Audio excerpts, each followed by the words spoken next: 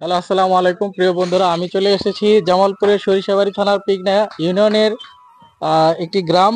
এটা হলো আসলে সাধারণত এই গ্রামটা মৃৎশিল্পের জন্য বিখ্যাত। আমরা আপনাদেরকে আজকে দেখাবো যে এইখানকার যে ঐতিহ্যবাহী সে মৃৎশিল্প, এটাকে আপনাদেরকে ঘুরে ঘুরে দেখাবো কিভাবে বানানো হয়, সেই প্রসেসগুলো আপনাদের দেখাবো। আপনারা দেখেন যে এখানে কাদি দিয়ে রাখা আছে, এখানে পোড়ানো হবে। পোড়ানোর পরে এগুলো কিন্তু আবার ফাইনালি কিন্তু চলে যাবে সেই কাস্টমারদের কাছে। সেইখানে কিন্তু দেখেন এখানে কিন্তু বানিয়ে রাখা হয়েছে। তার আমি কিছু অংশ আপনাদেরকে দেখাচ্ছি। এই যে দেখেন, সুন্দর করে মাটির যে এখনো কাঁচা, একটু ক্লোজ করে দেখাও, একটু নিচে নিয়ে আসো, নিচে নিয়ে আসো। এই যে দেখেন এখনো এই মাত্র বানানোর পরে এগুলা কিন্তু এখানে রেখে দেওয়া হয়েছে শুকানোর জন্য। এই শুকানোর পরে কিন্তু এগুলাকে আবার চূড়ান্ত ভাবে কিন্তু এই চুলার ভিতরে দেওয়া হবে। এই চুলার ভিতরে দেওয়ার পরে কিন্তু এইগুলাকে আবার পুরানো হবে। পুরানোর পরে কিন্তু এগুলাকে অরিজিনালি যেরকম কালার চলে যখন আসবে, সেগুলা কিন্তু আবার এগুলো বিক্রির জন্য উপযুক্ত হয়ে যাবে।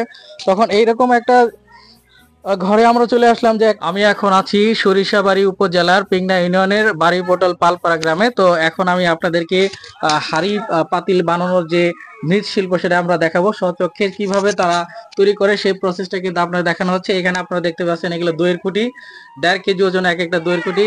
আমরা সেটা দেখাবো কোথায় যায়, কিভাবে আসে, কোথায় কত টাকা বিক্রি হয়, সবকিছু কিন্তু আমরা ওনাদের কাছে শুনবো। তো আমি একজন এখানে কারিগর আছে, ওনার সাথে আমি কথা বলবো। আপনার নাম কি? আত্মশিরানি। একটু ক্লোজ করে দেখো, যদি ওইখান থেকে আসে দেখো। আত্মশিরায় না? আপনার তো দেশের বাড়ি কোথায় জানি বললেন? সিরাজগঞ্জ উল্লাপাড়া। সিরাজগঞ্জ উল্লাপাড়া। এখন এখানে আপনি এই এলাকার গৃহিণী, তাই তো? আচ্ছা, আপনি এখানে যে এই যে তৈরি করেন, এটা আপনাদের দিনে কতগুলা তৈরি করতে পারেন? দিনে 200 পারা যায়, 100 পারা যায়। 100 200 এগুলা পারা যায়, তাই না? হ্যাঁ। আচ্ছা, আর এগুলাতে প্রতি পিসে আপনাদের কত টাকা দেওয়া হয়? 10 টাকা।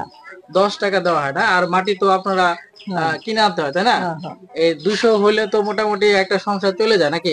বর্তমানে এই মৃৎশিল্পটি এখন হুমকির সম্মুখীন, কারণ মাটির যে দাম প্লাস হচ্ছে শ্রম, সব কিছু মিলে যে আসলে যে যে টাকাটা আসে, সেই টাকাতে কিন্তু একটা সংসার চালানো কষ্ট। তারপরে যেহেতু তাদের বাপদাদার সেই যে শিল্প তারা এখনও ধরে রেখেছে, অত্যন্ত সুন্দরভাবে তারা কিন্তু সেই কাজগুলো চালিয়ে যাচ্ছে। আসলে এই যে পালপাড়ার এই যে অংশটি, একে সরিষাবাড়ি থানার পিগনা ইউনিয়নের বাড়িপটল পালপাড়া গ্রাম। এই পালপাড়া গ্রামটি আসলে এটার জন্য বিখ্যাত। বাংলাদেশের মধ্যে যদি আসেন জামালপুর জেলা, আমি বলবো যে এটা সবচেয়ে সেরা গ্রাম হচ্ছে পালপাড়া গ্রাম। আমরা সবাই এখানে